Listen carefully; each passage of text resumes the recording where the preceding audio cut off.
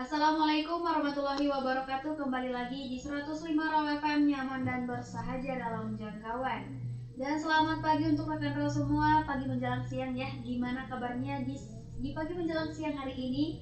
Senang sekali rasanya Eno kembali menyapa ruang dengarkan Raw di formasi pukul 11 hingga nanti mendekati formasi pukul 12 ya. Dan rekan Raw, seperti biasa di hari Jumat di formasi pukul 11 kita ada talk show obsesi, obrolan seputar Thaqofah Islam. Dan kali ini bersama Eno ada Ustazah Ummu Ulya. Assalamualaikum Ustazah. Waalaikumsalam. Astagfirullahaladzim. Waalaikumsalam warahmatullahi wabarakatuh. Gimana kabarnya Ustazah di pagi hari ini? Alhamdulillah sehat luar biasa, Mbak Eno. Alhamdulillah. Dan di sini Ustazah seperti formasi pukul 11 ini seperti biasa kita akan ada membawakan tema ya Ustazah. Iya betul. Oke, kalau begitu saya bacakan dulu temanya ya Ustazah. Tema di pagi menjelang siang ini adalah menelaah kembali tafsir Quran Surah Al-Baqarah ayat 208 dan 143 ya Ustazah. Iya betul. Ini pasti ada hal yang wajib ataupun ya hal yang harus diteliti ya Ustazah. Iya, kita kaji ulang kembali gitu ya. Kalau begitu untuk Ustazah dipersilahkan. Baik, terima kasih Mbak Eno. Bismillahirrahmanirrahim. Assalamualaikum warahmatullahi wabarakatuh. Alhamdulillahirabbil alamin. Wa bihi nasta'inu ala umur dunya waddin.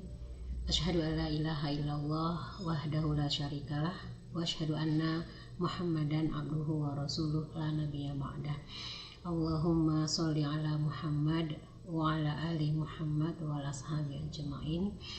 Rabbis rohli sadri wa yassirli amri wa luqadatani min lisani yafqahu qawli. Rabbana zidna ilman warzuqna fahman wa amalan mutaqabbalan birahmatika ya arhamar rahimin. Amin ya rabbal alamin.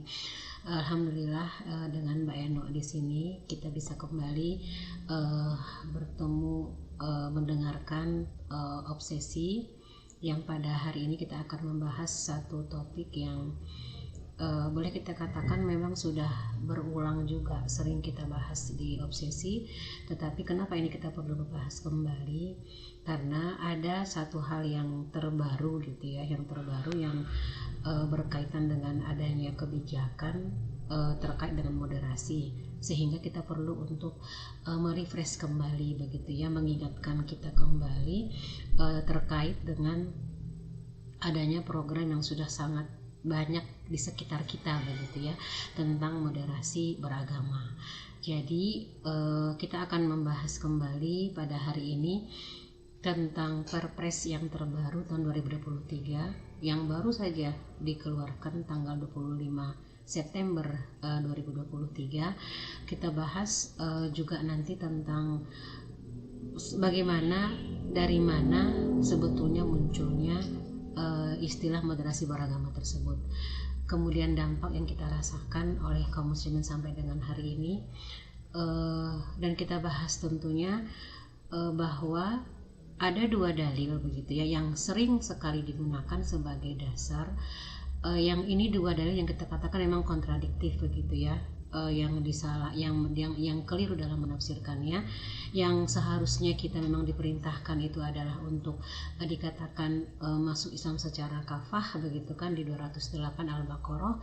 Kemudian dalil yang sering digunakan oleh mereka para propagandis lah saya katakan, yang mereka memaksakan betul begitu kan, seolah-olah Islam itu dikatakan merupakan Islam moderat, atau dengan istilah sekarang dikatakan moderasi beragama, dengan mengambil dalil Al-Baqarah ayat 143 gitu. Itu kan kita bahas kembali pada hari ini, walaupun sebetulnya sudah pernah juga kita bahas ini pada obsesi pada beberapa pertemuan-pertemuan yang sebelumnya begitu ya, tapi ini perlu kita ingatkan kembali. Nah kemudian nanti akan kita bahas juga pada bagian yang terakhir tentunya, kenapa sih kita masih terus mempermasalahkan tentang moderasi beragama itu, apa sebetulnya yang menjadi apa kita katakan yang menjadi hal yang harus kita betul waspadai di belakangnya begitu kan. Kemudian tentunya nanti kalau pada bagian akhir kita akan membahas jadi solusinya bagaimana begitu kan, apakah kita jadi takut untuk dikatakan berislam kafah begitu kan, ataukah kita malah mau begitu kan dikatakan ya sudah, biar nggak dikatakan intoleran, biar nggak dikatakan radikal, ya terima aja moderasi beragama, nauzubillah begitu kan, jangan sampai kita berpikiran seperti itu. Nah jadi itu kurang lebih pembahasan kita pada obsesi untuk di siang hari ini. Saya bahas dulu yang pertama terkait dengan Perpres nomor 58 tahun 2023. Ini pemerintah mengeluarkan Perpres tentang penguatan moderasi beragama dalam rangka mengukuhkan pentingnya penguatan moderasi beragama. Nah, penguatan di sini kan ada kata-kata penguatan, berarti dianggap dipandang perlu begitu kan untuk menguatkan kembali tentang moderasi beragama. Terutama kan kita mengetahui bahwa program ini kan sebetulnya dicanangkan itu pada masa-masa memang kita katakan masa pemerintahan dari Jokowi begitu kan. Kemudian di sini kan kita sudah tahu bersama seiring dengan akan berakhirnya kekuasaan dari masa waktu dari Jokowi, kemudian Perpres ini dikeluarkan. Ini sebetulnya kan diperkuat dengan adanya perkataan dari Direktur Pendidikan Tinggi Keagamaan Islam PTKI Prof. Ahmad Zainul Hamdi, mengingatkan semua pihak untuk menjadikan moderasi beragama itu bukan hanya sebatas program begitu, tetapi malah beliau mengatakan khususnya mau dikatakan kepada keluarga besar Kementerian Agama untuk menjadikan moderasi beragama sebagai panggilan jiwa begitu, panggilan jiwa dan religious calling gitu kan, panggilan keagamaan. Nah ini sebetulnya saya kira wajar kita sebagai seorang muslimah, sebagai seorang muslim, kata-kata dikatakan menjadikan moderasi beragama sebagai panggilan jiwa begitu kan, kemudian sebagai religious calling atau panggilan keagamaan ini kemana arahnya gitu kan. Nah ini yang kita katakan kenapa kita kembali membahas tentang moderasi beragama ini. Kemudian nanti kita lihat fakta sebetulnya akibat dari moderasi beragama itu, kita lihat di mana salah satu yang kita sangat miris melihatnya, masyarakat terutama kita katakan kita umat Islam itu semakin banyak terlihat seolah-olah menjadikan bersikap bahwa agama itu bukan sesuatu yang penting begitu. Jadi agama itu ya sudah, agama itu sebatas di KTP saja identitas kita tuh muslim begitu. Tetapi ada faktanya bagaimana dia bertingkah laku, bagaimana dia berucap, bagaimana dia misalnya kita katakan menghasilkan karya, berprofesi itu tidak mau mengkaitkannya dengan Islam. Nah sebetulnya kan kalau dengan kita lihat fenomena yang seperti itu saja satu kasus, apakah ini tidak sama dengan sekularisasi begitu kan, walaupun diberikan dengan nama dikatakan dengan sebutan moderasi beragama. Nah itu yang sebetulnya menjadi latar belakangnya. Nah sekarang kita lihat, perlu kembali kita untuk membahas sebetulnya dari mana sih munculnya ide tentang moderasi beragama itu gitu kan, karena kita tidak boleh kan, tidak layak gitu kalau kita katakan kita tiba-tiba mau menerima sesuatu barang lah kita katakan, atau ini kita katakan ide tanpa kita berusahakan mencari tahu dulu gitu kan, dari mana sebetulnya kok tiba-tiba muncul ada istilah moderasi beragama, dari mana asal muasalnya. Nah kalau kita lihat kembali dari sejarahnya lah kita katakan, sebetulnya kan munculnya moderasi beragama itu yang jelas yang pertama itu sama sekali bukan dari Islam. Mari kita sama-sama melek literasi begitu kan, kita cari tahu. Ternyata itu kan dari tahun 2004 Daniel Pipes, pendiri Middle East Forum yang juga merupakan dalang gerakan Islamophobia, menulis artikel berjudul Rand Corporation and Fixing Islam. Dalam tulisan itu Pipes mengaku harapannya untuk memodifikasi Islam berhasil diterjemahkan dalam sebuah strategi oleh peneliti Rand Corporation yang Cheryl Bernard. Jadi Bernard menyatakan bahwa misi ini ia sebut dengan istilah religious building, yaitu upaya untuk membangun agama Islam alternatif.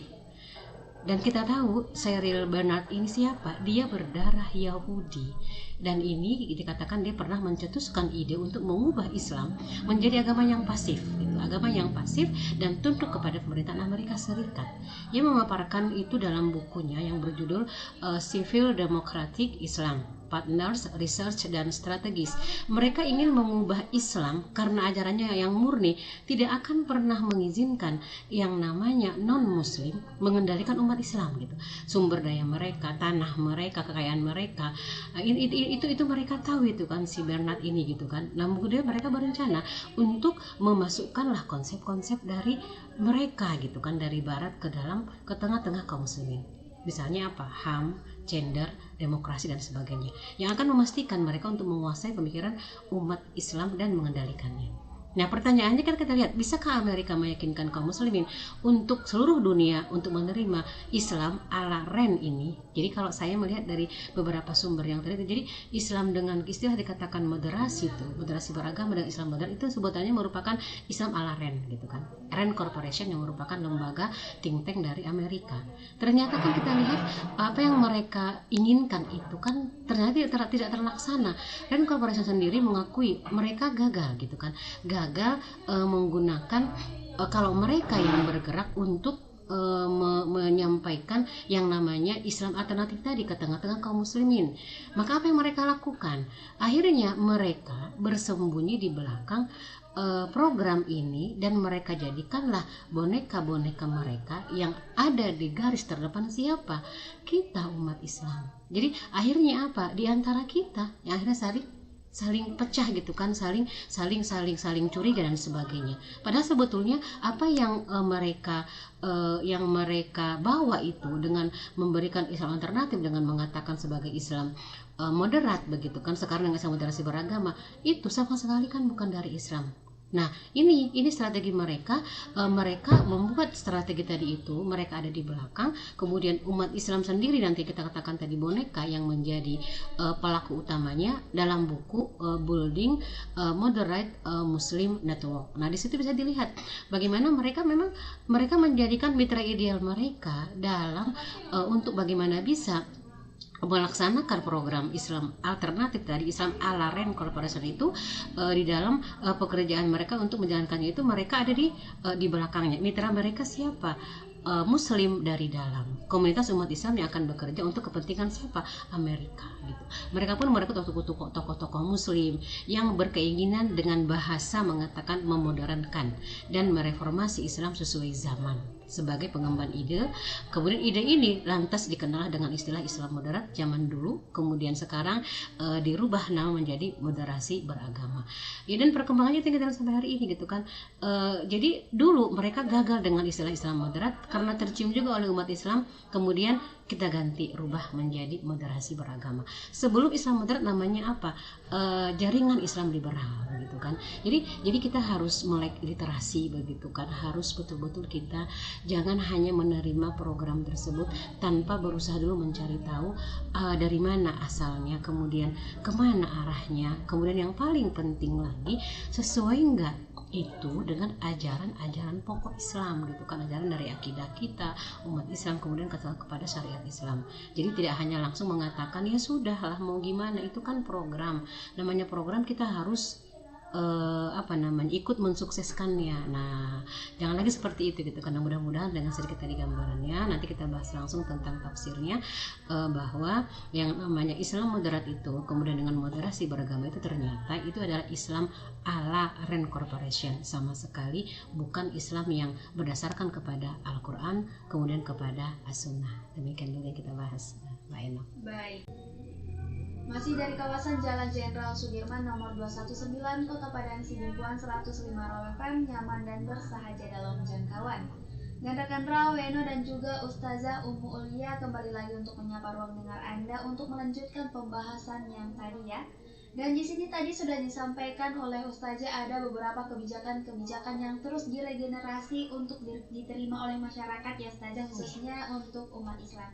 Boleh dilanjutkan untuk pembahasannya Ustazah? Baik, terima kasih Mbak Eno. Sekarang kita lihat sebelum masuk ke pembahasan tentang tafsir gitu, kita kaji ulang tafsir Al-Baqarah 208 dengan juga 143 dari apa yang digambarkan tadi tentang keluarnya Perpres nomor 58 tahun 2023 memberikan gambaran kepada kita sebetulnya bahwa kenapa kemudian dimunculkan untuk penguatan, bahkan dikatakan harus menjadi panggilan jiwa begitu kan. Bisa jadi ada gambaran bahwa memang pelaksanaan moderasi beragama itu tidak berjalan dengan lancar begitu kan, sebagaimana yang diharapkan. Maka kemudian ditambahkan lagi dengan harusnya moderasi beragama tidak sebagai program saja begitu kan, bahkan bisa menjadi religious calling gitu. Berarti kan dengan kata lain kita katakan fakta yang terjadi malah memang tidak bisa masyarakat kita katakan umat Islam secara khusus menerima moderasi beragama itu sebagai religious calling gitu kan. Kenapa? Karena kalau dikatakan sebagai religious calling berarti kan sebetulnya apa yang kita lihat faktanya itu kan bertentangan, karena yang dibawa adalah justru kepada arah pluralisme dan sekularisme gitu kan. Sementara kalau kita bicara tentang religious calling itu kan merupakan panggilan jiwa, dan itu memang harus kita lihat kembali arti dari religious calling itu kan berarti harus betul-betul kembali kepada ajaran Islam, ajaran agama kita yang sebenarnya begitu. Nah ini yang kita katakan, maka setelah keluarnya Perpres ini berarti memang bisa jadi nanti akan ada lagi kebijakan-kebijakan yang dicoba untuk terus menancapkan moderasi tengah-tengah kaum muslimin. Nah kemudian kita lihat kenapa dikatakan moderasi beragama dan meniscayakan sekularisasi, karena pada faktanya memang seperti itu ya gitu kan. Kalau kita lihat dari satu komitmen saja, kalau kita mengatakan tentang moderasi beragama itu pada faktanya yang terlihat kan menjauhkan kita dari apa yang menjadi konsekuensi logis seorang muslim itu terikat dengan aturan-aturan Allah dan Rasulnya dengan dia menyatakan keimanannya. Kemudian dengan ukuran toleransi diukur dengan tingginya sikap menghargai perbedaan yang arahnya dia perbedaan yang justru bertentangan dengan Islam begitu kan, diarahkan kepada pluralisme yang merelatifkan kebenaran, kemudian semua agama itu dianggap sama begitu kan. Sementara dalam ajaran Islam itu kan bertentangan sama sekali, bertentangan kita katakan bahkan tidak hanya 100% begitu kan, ataupun sampai 360 derajat beda betul-betul dan memang tertolak begitu. Maka di sini kita menghadapkan dengan Al-Quran surat Al-Baqarah 208 yang ada kewajiban seorang muslim itu memang tidak ada kita mengatakan yang nama Islam moderat di dalam agama Islam atau moderasi beragama begitu kan. Yang ada itu adalah Islam kafah dan perintahnya itu jelas begitu kan. Al-Quran surat Al-Baqarah ayat yang ke 208. Jelas dikatakan di ayat ini, a'udzubillahi minasyaitonirrajim, ya ayyuhalladzina amanu udkhulu fis-silmi kafah wa la tattabi'u khutuwatis syaiton innahu lakum aduwwum mubin. Jadi di sini perintah kepada kita yang mengaku sebagai orang yang beriman, amanu begitu kan. Perintah Allah di sini jelas udkhulu gitu kan, fi'il amr, masuklah kalian. Kalian siapa? Kalian semuanya gitu kan, fisil kafah. Jadi ayat ini perintahnya itu ya masuk ke dalam Islam secara kafah. Jadi tidak ada kita menemukan yang namanya Islam moderat di dalam ajaran Islam begitu kan. Dan dikatakan di sini apa yang dilarang Allah, wala tattabi'u khutuwatis syaiton. Artinya selain Islam kafah itu kan berarti dia merupakan khutuwatis syaiton, merupakan langkah-langkah syaitan. Nanti kita lihat dari tafsirnya. Dan Allah tegaskan lagi, innahu lakum aduwwum mubin begitu kan. Jelas di sini dikatakan Allah yang menegaskan bahwa langkah-langkah syaitan tadi itu dikatakan merupakan musuh yang nyata. Jadi artinya dengan mengatakan bahwa moderasi beragama itu justru itu yang kita katakan menyimpangkan umat dari yang namanya religious calling gitu kan. Akibatnya apa? Islam itu kan tadi kan dia dikesampingkan. Islam itu hanya diakui dalam masalah sholat misalnya, zakat gitu kan, ibadah-ibadah mahdoh. Sementara pada sisi yang lain, pada masalah bagaimana kita misalnya bermuamalah, bagaimana kita berpolitik, bagaimana kita bergaul, jangan bawa Islam. Itu kan berarti kan Islam akan dikebiri dan bertentangan betul dengan udhurul bisilmi kafah tadi gitu kan. Nah ini yang kita katakan, kita jangan terpengaruh dengan seolah-olah menyalahkan Islam kafah. Kenapa? Karena ada kecenderungan sekarang kita lihat stigmatisasi begitu kan. Namanya Islam kafah itu diidentikan dengan Islam radikal begitu kan, Islam yang intoleran. Ya silakan silahkan terus mengatakan seperti itu. Tapi kalau Al-Quran yang menyatakannya, kita nggak akan pernah merasa ragu dengan apa yang Allah sampaikan di dalam Al-Quran begitu. Dan kita harus menggali kembali begitu kan, ayat ini bagaimana maksudnya. Dan ternyata kalau kita kembalikan kepada asbabun nuzulnya, ayat ini kan Allah turunkan kepada Rasulullah SAW. Itu kan pada saat itu kan ada beberapa orang-orang Yahudi yang mereka masuk ke dalam Islam, kemudian mereka minta konsensi gitu ya, minta keringanan lah kepada Rasul, kami Muslim tetapi bolehkan kami untuk tetap beribadah pada hari Sabtu, itu kan merupakan hari besarnya orang Yahudi. Dan kemudian Allah menjawab Rasul, menjawab mereka dengan menurunkan ayat ini. Jadi artinya kalau memang sudah menyatakan sebagai seorang Muslim, ya kafah gitu kan seluruhnya. Tidak bisa dikebiri Islam itu diambil sebahagian-sebahagian atau dipilih-pilih sesuai dengan selera kita gitu kan. Kayak kita seperti makan ala apa namanya prasmanan, yang kita suka kita ambil, yang kita nggak suka kita tidak mau ambil. Tidak seperti itu. Saya ambil saja contohnya.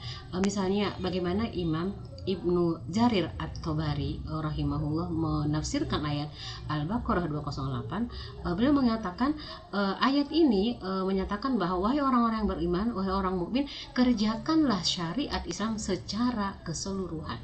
Masuklah kalian dalam membenarkannya, baik dengan perkataan, perbuatan, kemudian serta tinggalkanlah semua jalan dan langkah-langkah setan yang telah kalian ikuti. Sebab setan adalah musuh yang nyata. Permusuhannya dengan kalian nyata. Jalan setan yang dilarang untuk mereka ikuti itu adalah apa? Segala yang bertentangan dengan apa yang menjadi hukum Islam dan syariatnya. Nah, di ayat ini kan diantaranya tadi yang permintaan dari beberapa orang Yahudi yang mereka minta merayakan hari Sabtu itu, dan semua ketentuan agama-agama lain yang bertentangan dengan agama Islam. Itu satu. Kemudian saya ambil satu lagi dari Ibnu Katsir, menafsirkan ayat ini dengan menyatakan bahwa Allah Subhanahu wa Ta'ala memerintahkan hamba-hambanya yang mukmin dan mempercayai Rasulnya untuk mengambil seluruh ikatan dan syariat Islam, mengerjakan seluruh perintahnya serta meninggalkan seluruh larangannya. Jadi seluruhnya sesuai dengan kemampuan mereka. Nah, ini kan nanti bisa kita kaitkan dengan ayat yang lain gitu kan, la yukallifullahu nafsan illa wus'aha gitu kan, tetapi kan tetap tidak dalam rangka ada yang dia melaksanakan apa yang Allah larang begitu kan, tapi melaksanakan semua itu, meninggalkan yang dilarang sesuai dengan kemampuan kita, tapi pada batas tidak sampai meninggalkan ataupun mengerjakan yang Allah larang. Nah, dari dua tafsir ini saja sudah jelas begitu kan. Kenapa kita masih harus ragu dengan adanya sekarang stigma yang mengatakan hati-hati Islam kafir dan sebagainya? Ini yang berbicara itu kan firman Allah, dan yang menjadi rujukan kita adalah para ahli-ahli tafsir gitu kan, bukan oleh orang-orang yang mereka mengaku-ngaku sebagai imam, sebagai sebagai ahli tafsir atau sebagai ustadz, yang ternyata mereka bisa jadi begitu kan dari apa yang mereka sampaikan itu kok bertentangan nih dengan yang kita sering pahami begitu kan. Nah, mudah-mudahan mereka mendapatkan petunjuk begitu kan, jangan sampai mereka tidak tahu atau pura-pura tidak tahu, atau mungkin kalau mereka tahu nauzubillah begitu kan, jangan-jangan mereka merupakan boneka-boneka yang digambarkan tadi gitu kan. Amerika dengan lembaga think tank-nya ada di belakang, yang menjadi boneka mereka adalah di garis terdepan umat Islam dari dalam gitu kan. Nah, jangan sampai seperti itu. Karena dengan dua tafsir tadi sudah sangat jelas. Belum lagi dari kita bahas nanti dari Imam At-Tabari, misalnya silakan nanti dibaca, banyak ahli-ahli tafsir yang sudah memperjelas apa maksud dari Quran surah Al-Baqarah 208 itu. Kemudian juga arti kafah, misalnya Imam Al-Qurtubi juga mengatakan lafaz kafah itu ya hal penjelasan keadaan dari asilmiyatul atau domir mukminin. Jadi artinya memang pengertian kafah itu memang jami'an ataupun menyeluruh gitu kan, amatan atau umum. Jadi lafaz dari kafah itu memang sudah jelas maksudnya adalah dia keseluruhan, semuanya secara umum, untuk kita wajib terikat dengan apapun yang Allah perintahkan, apapun yang Allah larang kita harus tinggalkan. Nah, jadi itu kalau kita membahas untuk mengingatkan kita kembali, yang ada itu adalah Islam kafah, tidak ada Islam liberal, tidak ada Islam moderat begitu kan, atau Islam-Islam yang lain. Yang ada dalam Al-Quran adalah Islam kafah begitu. Nah, maka jadi kalau kita lihat nanti di sini Islam kafah itu memang memiliki makna betul-betul memang apa yang diatur ya semua masalah kita katakan akidah, masalah ibadah, masalah akhlak, masalah hukum-hukum perekonomian, pendidikan, sosial. Kalau kita boleh menganalogikan dari mana? Dari A sampai Z. Berarti sudah habis itu kan ya, dari A sampai Z. Islam kafah itu memiliki makna memang harus mengambil seluruhnya. Terikat dengan apa? Ya dengan Al-Quran, dengan hadis. Kemudian kalau kita kaitkan pun nanti dengan dalil yang lain sudah sangat jelas bahwa wajib masuk ke dalam syarat kafah itu kan misalnya di An-Nisa ayat 60 begitu kan, bagaimana Allah mengkaitkan antara keterikatan kepada syariat Islam itu kan dengan bentuk rasa cinta dan keimanan kita kepada Allah dan Rasulnya begitu kan. Dan demikian juga masih banyak ayat yang lain yang jelas bahwa Islam kafah itu sama sekali tidak ada kaitannya dengan istilah yang mengatakan dengan Islam radikal. Tapi Islam kafah itu merupakan perintah Allah dan yang diseru untuk melaksanakannya siapa? Ya ayyuhalladzina amanu. Nah itu ya jelas sekali kita lihat dari gambaran tersebut. Nah kemudian yang kedua, Quran surat Al-Baqarah tadi ayat 143. Ini juga sangat sering sekali dikaitkan seolah-olah inilah yang menjadi dalil dari Islam moderat atau yang dikatakan dengan moderasi beragama.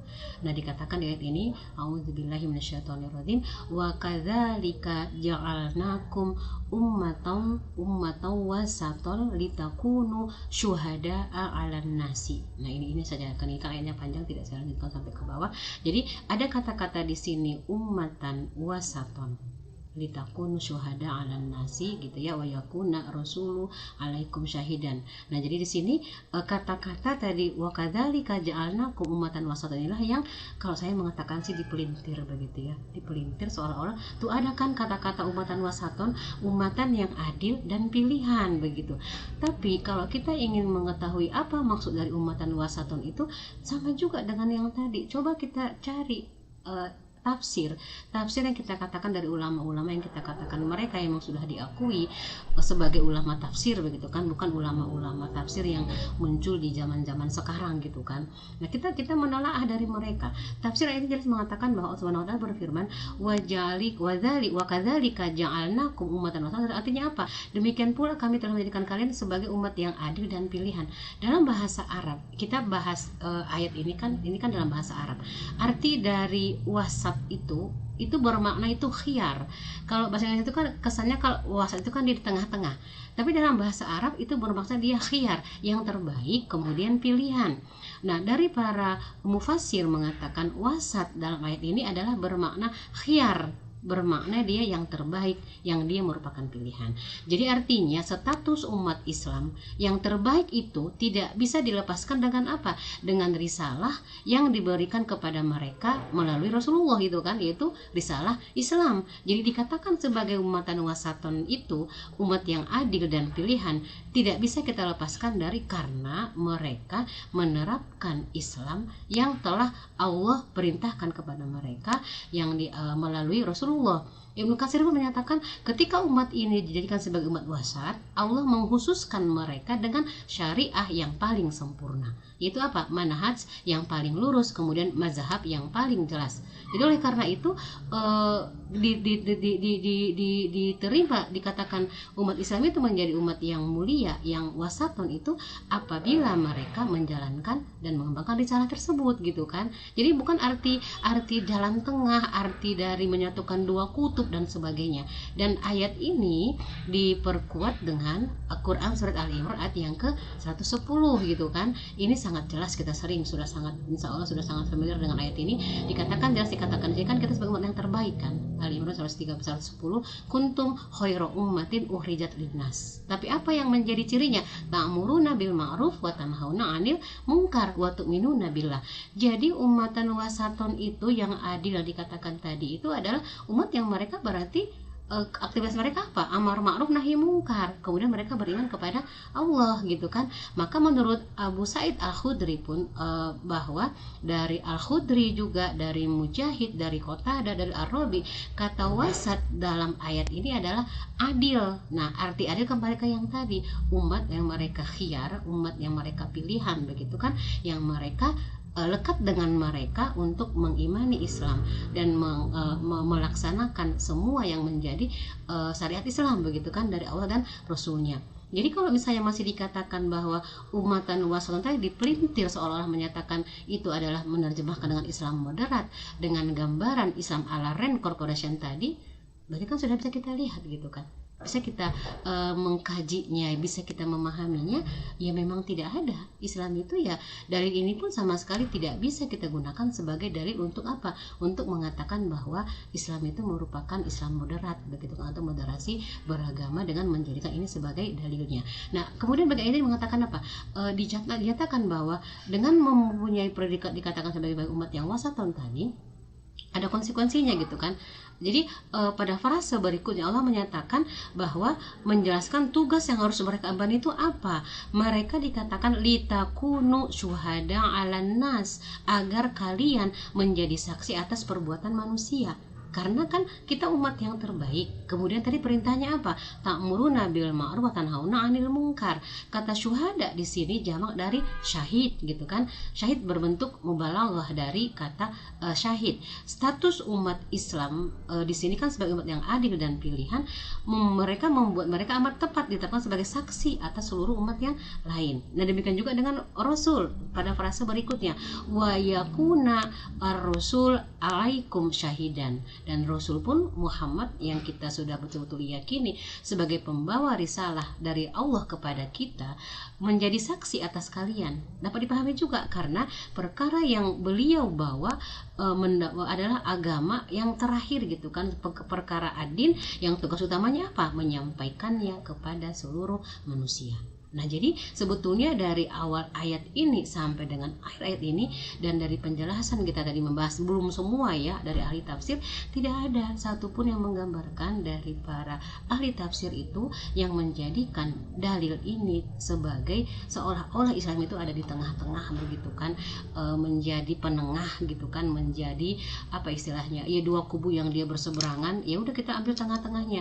Karena dalam Islam itu kan sudah jelas yang namanya hak itu adalah hak, yang namanya batil ya batil gitu kan, tidak ada yang abu-abu begitu. Nah jadi jelas bahwa yang namanya ayat Al-Baqarah ayat 2143 itu sama sekali bukanlah menjadi dalil moderat ataupun moderatisme gitu kan, karena arti dari al-wasat di situ adalah jelas dia bukan ke arah dikatakan seolah Islam itu menjadi penengah dari orang-orang yang kita katakan dengan analogi bersengketa, walaupun kita yakin karena itu halnya berbeda dengan kita kalau nanti membahas Islam itu sebagai solusi begitu ya, solusi yang jelas akan menghasilkan yang namanya rahmatan lil alamin. Tapi kalau dalam konteks ini pihak-pihak dari barat menyatakan oh nanti berarti Islam itu nanti jadi abu-abu begitu kan, tidak jelas dia kadang bisa ke kiri, kadang bisa ke kanan, kadang bisa hitam, kadang bisa putih, bahkan nauzubillah jadi abu-abu gitu kan, gak jelas. Nah saya kira itu nanti kita bahas lagi pada bagian akhir gambaran dari tafsir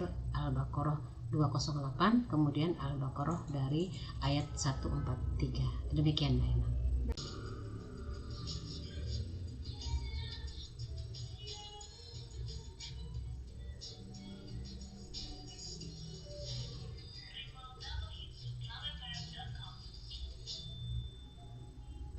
Kembali lagi di 105 Raw FM Your Lifestyle, dan dengan Raw kita berdua balik lagi untuk melanjutkan tadi sesi pembahasan di sesi pertama dan juga sesi kedua, dan ini sudah memasuki sesi terakhir dengan tema menelaah kembali tafsir Quran Surah Al-Baqarah ayat 208 dan 143. Kepada Ustazah dipersilakan.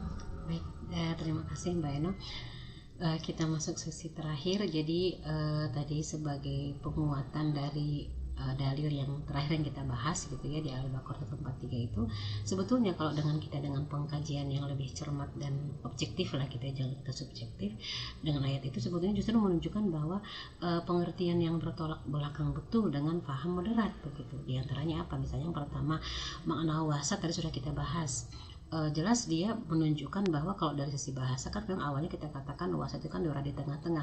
Namun sebagaimana tadi dijelaskan tadi bahwa pengertian dari kata wasat di situ kan menjelaskan apa yang Rasulullah juga tambahkan menurut pada hadis yang lain begitu ya. Rasul menambahkan juga menurut penjelasan Rasulullah adalah al-adil. Adil itu adalah dimaksud dengan tentu bukan dalam perspektif akal dan akhlak manusia, namun dalam perspektif syariah. Jadi semua tindakan keputusan dikategorikan adil manakala bagaimana bersesuaian dengan syariah. Nah kemudian kalau ada tindakan-tindakan yang dikatakan yang zolim misalnya dari paham kita katakan paham moderat dari konsekuensi jalan tengah itu bisa jadi nanti kan tindakan-tindakan yang zolim pun karena dia ke jalan menuju ke jalan yang di tengah gitu kan, itu bisa diambil padahal bisa jadi kan bertentangan dengan syariat Islam begitu kan. Yang kedua, kewajiban mengikuti ketentuan syariat secara tulus karena Allah dikatakan Allah karena perintah dari Allah begitu kan. Ayat ini jelas bahwa penetapan syariah itu adalah hak Allah.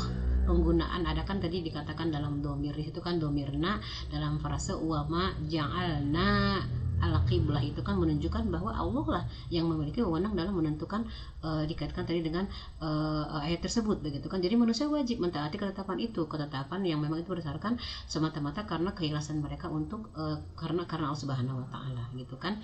Kemudian demikian juga kita lihat nanti pada dari apa yang digambarkan di ayat tadi itu memang sebetulnya dia bertentangan karena kalau dalam Islam moderat tadi itu kan mereka memisahkan gitu kan, mendikotomi gitu kan, dikotomi antara yang namanya Islam kafah yang kita katakan tadi. Kalau dalam moderat mereka kan betul-betul memisahkannya dalam artian tadi kita katakan makanya ke arah sekularisasi gitu kan, Islam diambil sebahagian kemudian yang sebagian lagi dia ditinggalkan.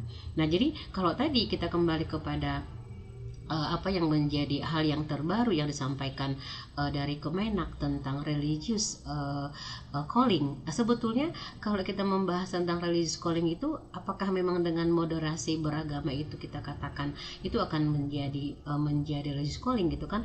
Ternyata kalau kita membahas tentang religious calling itu kita ambil pertama kan jangan sampai kita salah kaprah dengan definisi begitu kan. Kita kembalikan dulu pada definisi apa sih yang dimaksud dengan religious calling itu begitu kan. Kalau kita membahas religious calling dari kata religius itu kan religius berarti kan bermakna religi, bersifat keagamaan. Kemudian secara etimologi religi berarti kan dia merupakan agama yang artinya kalau kita tambahkan dengan religius jadinya suatu sikap yang kuat dalam memeluk dan menjalankan ajaran agama serta sebagai cerminan dirinya atas ketaatannya terhadap ajaran agama yang dia anut. Jadi dengan kata lain religius itu adalah suatu keadaan seseorang yang setiap melakukan atas aktivitasnya selalu berkaitan dengan agamanya. Jadi kalau misalnya kita katakan dengan tadi dikatakan religious calling adalah panggilan agama, panggilan yang merasuk dalam hati seseorang untuk beriman dan tunduk patuh pada Tuhannya. Dalam hal Islam berarti religious calling kita kepada siapa? Berarti panggilan Allah gitu kan untuk menjalankan seluruh syariatnya, bukan syariat yang terkait dengan ibadah mahdoh saja. Jadi kalau tadi dikatakan tidak hanya menjadikan moderasi beragama itu sebagai program, tapi menjadikannya sebagai religious calling, sebagai panggilan hati. Sebetulnya kalau kita kembali kepada pembahasan dari definisinya bertolak belakang juga itu gitu kan. Karena moderasi beragama ternyata kan arahnya dia kemana tadi? Ke sekularisasi, ke yang kita katakan tadi dengan ke memisahkan agama dengan kehidupan, kemudian ke pluralisme begitu kan. Sementara kalau dikatakan religious calling itu kan itu justru gambarannya seseorang yang dia terikat betul dengan apa yang menjadi perintah yang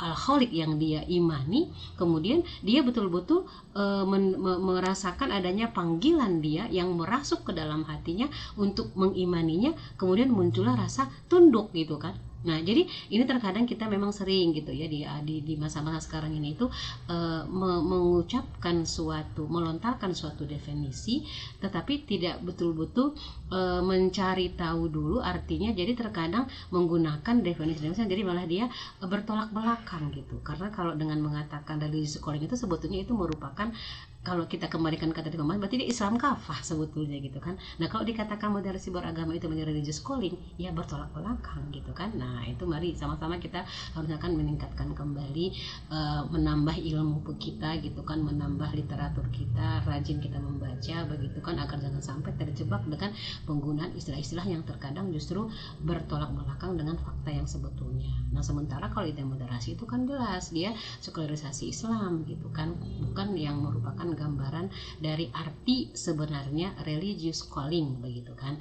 Nah kemudian dengan dua gambaran tadi, jadi kita lihat Jadi bagaimana kita bersikap terkait dengan kondisi hari ini?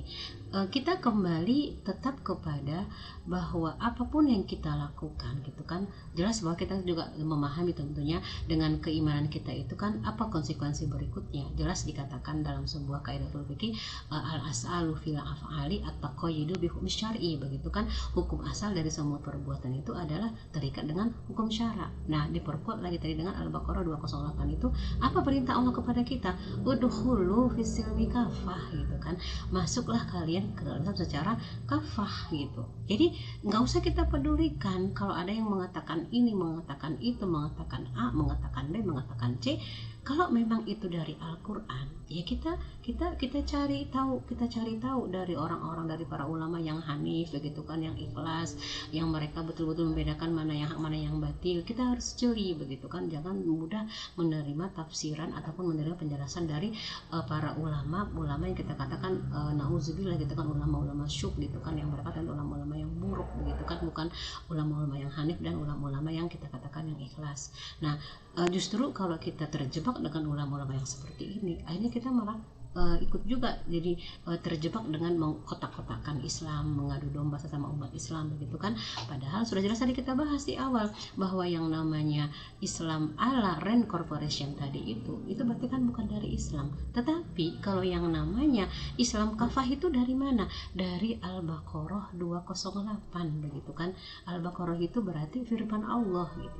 Jadi kalau kita masih mengaku sebagai seorang muslim, sebagai seorang muslimah, apakah mungkin kita bisa bersikap menggunakan, menerapkan, atau kita katakan menyampaikan kepada orang lain, nauzubillah, menjadi anteknya melaksanakan Islam ala Rand Corporation yang mereka ubah-ubah tadi namanya, dikatakan dengan Islam liberal zaman dulu, muncul Islam moderat, sekarang muncul dengan moderasi beragama begitu kan. Dan sementara Islam itu jelas menyatakan di Al-Baqarah 208 tadi yang ada adalah Islam kafah begitu kan, udkhulu fis-silmi kafah. Tentunya sama sekali tidak sebanding gitu kan. Kalau bahasa sekarang dikatakan tidak apple to apple gitu. Jadi seorang muslim harusnya ya melaksanakan apa yang Allah perintahkan, apa yang Allah sampaikan di dalam Al-Quran, dan tadi dijelas diperkuat juga oleh Rasulullah. Dan yang kedua berikutnya, tidak juga kita terikut gitu kan dengan adanya usaha-usaha mereka untuk menguatkan seolah-olah pendapat mereka, konspirasi mereka begitu kan, mencari-cari dalil, kemudian mereka pelintir begitu kan, mereka takwil kan sesuai dengan keinginan mereka.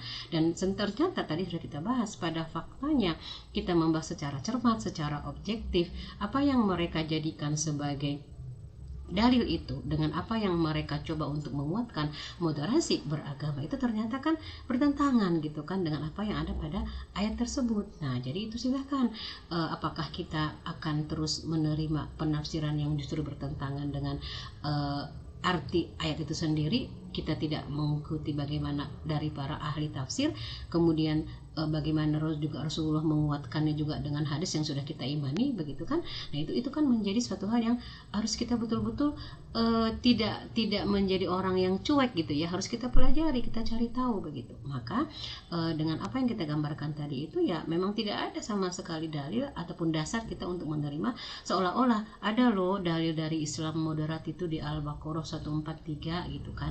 Nah, coba jangan sampai kita salah latah gitu ya, mengambil tanpa mencoba untuk mengkaji terlebih dahulu betul-betul dan tidak langsung membenarkannya. Nauzubillah kalau sampai malah ikut untuk menyebarkannya. Nah, demikian juga dengan pensikapan kita yang kedua tadi, yang berikutnya untuk Islam kafah itu, dengan kita mempelajari Islam, kemudian kita mengkaji Islam tersebut, dan ternyata memang itu adalah sesuatu dari Allah dan Rasulnya, itu merupakan perintah, kita juga tidak gampang terpengaruh begitu kan dengan istilah-istilah dikatakan kalau kita mendalam Islam secara kafah itu dikatakan itu biasanya orang-orang intoleran, misalnya orang-orang yang radikal. Kita harus cerdas gitu kan, kita harus cerdas literasi, cerdas kita mencari literaturnya, kemudian juga kita senantiasa memupuk keimanan kita, mencari ilmu. Jadi tidak mudah terprovokasi, apalagi kita katakan menjadi orang-orang yang malah dengan mudah membenarkannya dan malah jadi memunculkan pada diri kita yang namanya Islamofobia begitu kan.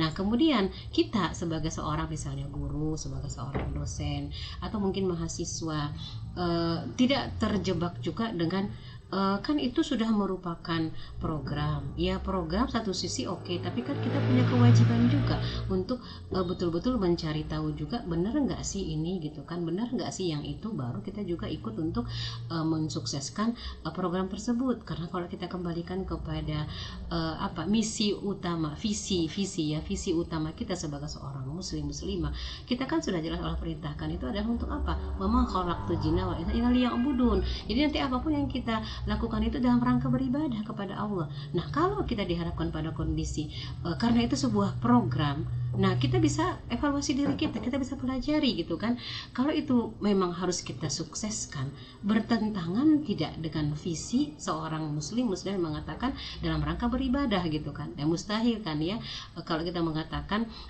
kita melaksanakan suatu amal, suatu perbuatan dalam rangka beribadah kepada Allah tapi bertentangan gitu kan dengan apa yang menjadi konsekuensi logis dari kita sebagai seorang muslim yang ternyata moderasi beragama itu kan malah ke arah sekularisasi dan seterusnya. Nah jadi itu nanti kita silakan kita pelajari kembali. Jadi kesimpulannya moderasi beragama itu kita katakan memang itu yang pertama dia jelas bukan dari Islam tapi merupakan Islam ala Rand Corporation. Kemudian yang terbaru sekarang dikatakan moderasi beragama itu dijadikan sebagai religious calling, panggilan jiwa misalnya, panggilan hati, ternyata menyimpang dari arti sebenarnya dari religious calling. Karena sebetulnya religious calling itu adalah gambaran seseorang, panggilan hati seseorang yang dia semata-mata ingin menunjukkan bahwa membuktikan dengan keimanan yang dia miliki, memunculkan ketundukan kepada Allah dan Rasulnya. Dan dengan cara seperti itulah